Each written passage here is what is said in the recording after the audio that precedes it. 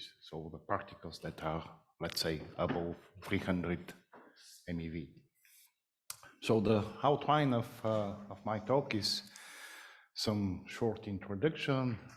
After that, I will speak about the physics of SEP, some recent progress in our team, observation of those events, and specifically with the Global Neutron Monitor Network, the method for analysis of GLEs using data from the Global Neutron Monitor.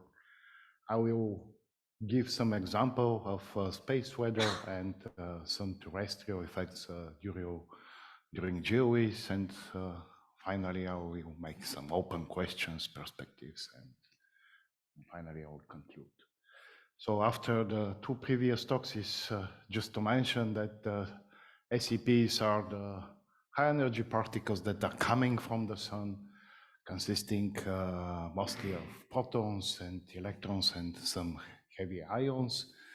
The energy spanning from keV to the GeV range, and they are accelerated following solar eruptions like CMEs and solar flares.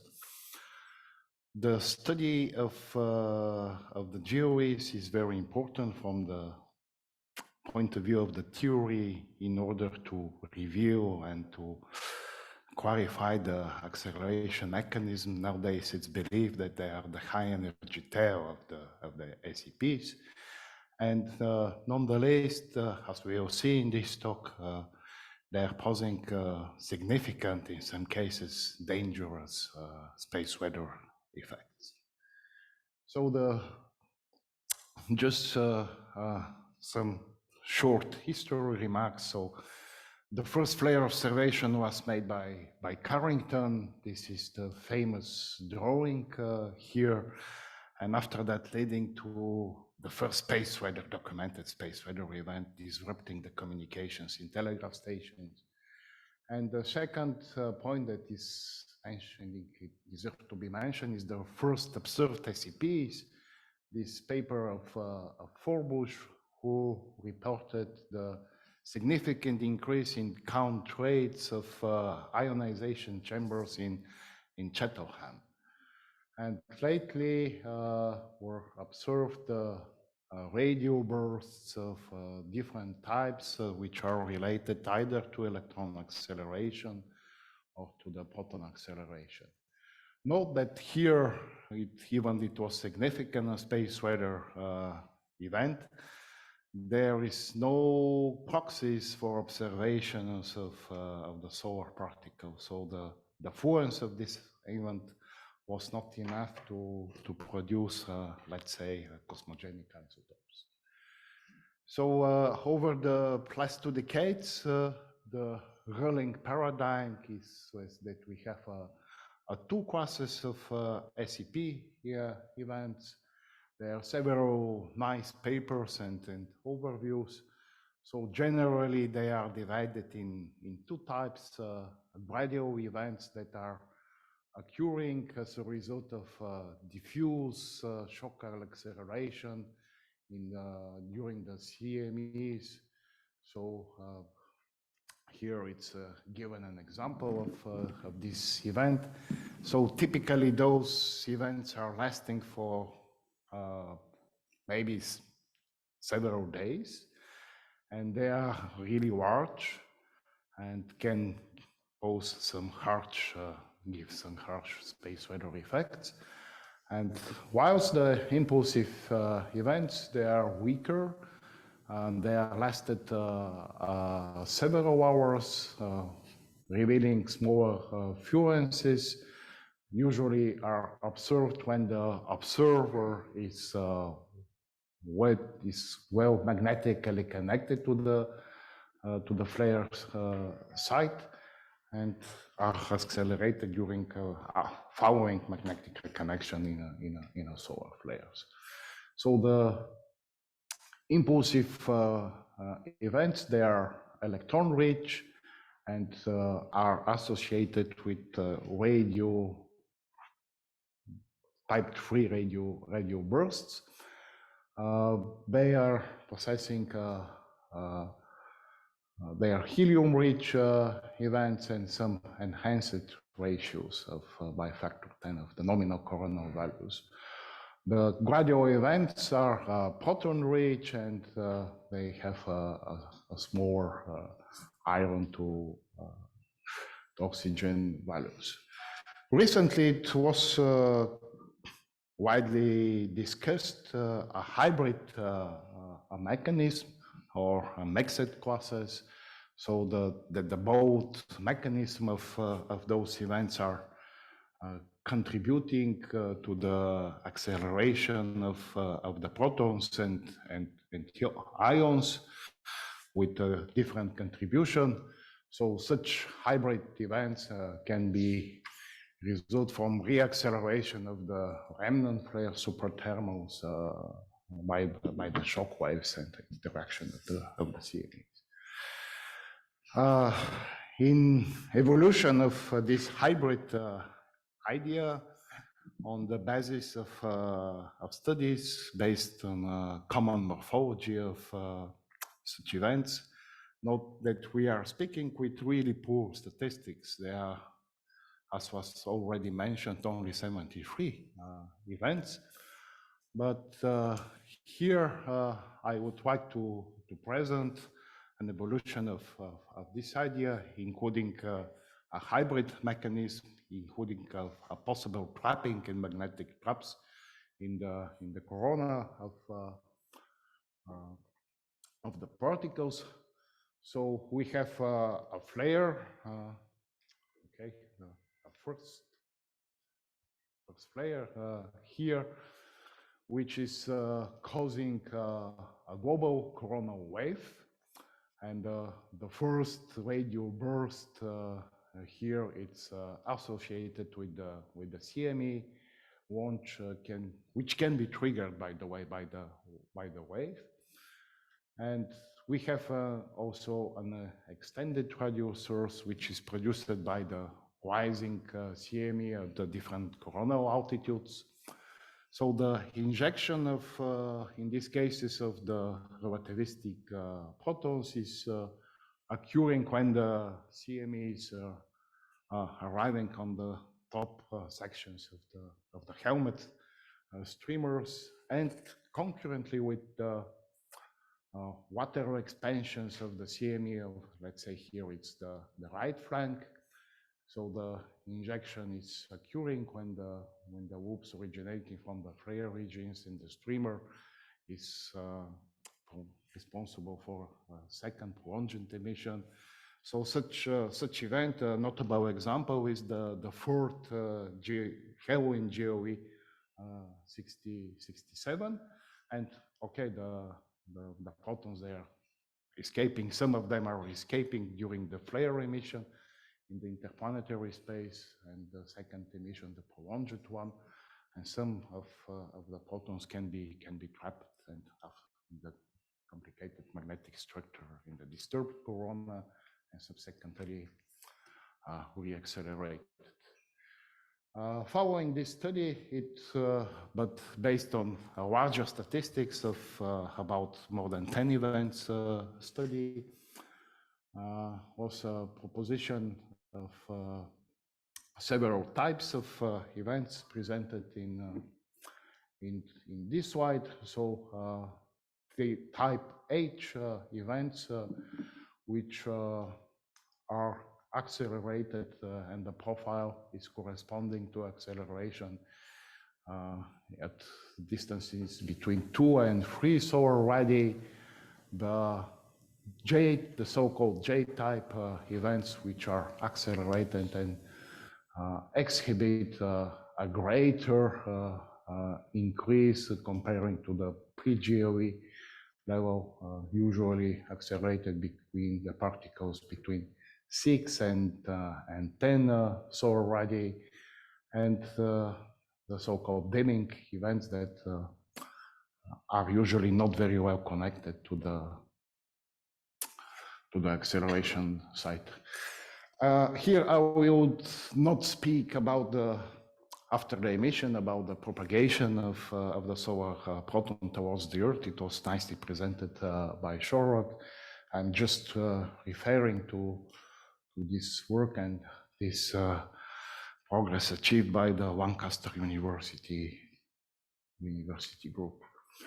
So how we can observe these guys? So the best way is to have multi-messenger solar astrophysics, similarly to the multi-messenger high-energy astrophysics. So having observation starting from radio observation and through the particles and finishing with the gamma emissions by, let's say, Fermi-Watt. And of course, it's very good that we have the AMS at space. So this sophisticated accelerator type calorimeter, which gives us a very large energy range of very precise measurements. However, it is on the ISS, so most of the time the AMS is located in regions with high cutoff rigidity. So in order to observe GLEs, it should be located at less than 3 gigavolts cutoff rigidities. So if we have some wonk event, he can't observe the whole evolution of this event. On the other hand, over the years, the Global Neutron Monitor Network was proved as a convenient instrument for observation and eventually giving the possibility to derive the information that we need about the GLEs, namely the spectra and their angular distribution. So when a solar proton is hitting the atmosphere, it's inducing a shower, which secondaries can be observed by a convenient detector. Let's say here is a neutron monitor, which is a system of several proportional counters with the corresponding LED producer and polyethylene moderator. Note that in contrast to the galactic cosmic rays, the GLE particles, specifically during the event onset and initial phase of the event, typically exhibit a very large anisotropy. So the monitors are sensitive to the direction of arrival of these protons because they are inside the magnetosphere, and of course to different part of the spectra, because each monitor is characterized by its angular acceptance and cutoff rigidity. Just before to move further, here it's very important to mention that recently was clarified and the definition what is a GLE, and we introduced recently a new subclass of events, the so-called sub-GLEs. So according to this definition, the GLE should be observed by at least 2 differently located monitors and one at the sea level. And in order to keep the homogeneity of the database, and in the light of the high altitude power monitors that we will see in my next slide, we introduced the so-called sub-GLEs, so 2 differently located monitors, but at high altitude, let's say in the polar region. So they are the most sensitive. So they can register particles that are about 250 to about 300 MeV, whilst for the sea level we need about half GeV energy. So this is specifically important because these 2 guys in the South Pole and the Dome Sea are high altitude in practice zero rigidity cutoff monitors. And accordingly, the plans to restore the Vostok station and to build a new one. So a notable example I already yesterday presented here, just to mention once again, is the latest acute GLE 73 on 28th of October last year. It was observed by the bulk of the power wall cutoff rigidity monitors, and a notable increase of the signal of the GLEs. It was a relatively weak event, so the greatest count rate increase was observed by the DOMC monitor of about 14% count rate increase compared to the pre-increase level, and most of the monitors showed a gradual increase and just very few, some more rapid rise of the count rate increase. Let's move on to the method. We are using a method that was developed many years ago and improved in some cases. Just several references. Sorry if I'm missing one, of course. So the method consists of modeling of the global neutron monitor network as a whole, as a single giant spectrometer. So, and comparing the modeling response with the experimental data.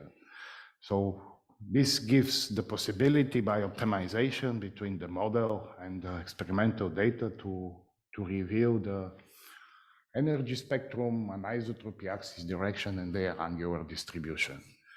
So the relation between the primary particle characteristics and the count rate can be performed by integral product of the so-called specific yield function of the monitor with the primary particle spectrum. This specific neutron monitor yield function, it's accounting the detector effective area, including the detector registration efficiency itself, with the particle flux at given altitude. So it accounts also the atmospheric cascade, which is due to the primary particle. And then the count rate increase is just the ratio of the contribution of the SEPs over the background, which is due to the galactic cosmic rays. Here, we are accounting also the angular distribution and the magnetic transmissivity of the Earth. And there are different models and methods. Here, specifically in our model, we are accounting not only the particle with vertical incidence, but also the oblique particles, which specifically for very strong GLEs like GLE 69 or 5 are important, up to inclinations of the 45 degrees. So by minimization of this functional form, so the ratio of the model increase over the measurements, and a good convergence. So this is the residual of the inversion and of the inverse process. You can use different optimizations, such as, let's say, Levenberg-Marquardt method, but you can use another one. Also, we are using an interplay between Levenberg-Marquardt and Tikhonov-like processes. And according to our experience, the good convergence and good quality of the derived spectra, it's achieved when the D is less than 5%, but however, for moderate or very complicated events with not very trivial, let's say, angular distribution, it can be greater. For this modeling of the response of the neutron monitors is very important to possess precise yield function. Okay, only 5 minutes. Oh, I should be fast. So it can be derived by latitude surveys or by Monte Carlos. And here we are using a new yield function derived by our team, which was recently verified by direct measurements with AMS and Pamela experiment. And it is also compute for the different altitudes, which give the possibility to reduce some uncertainties.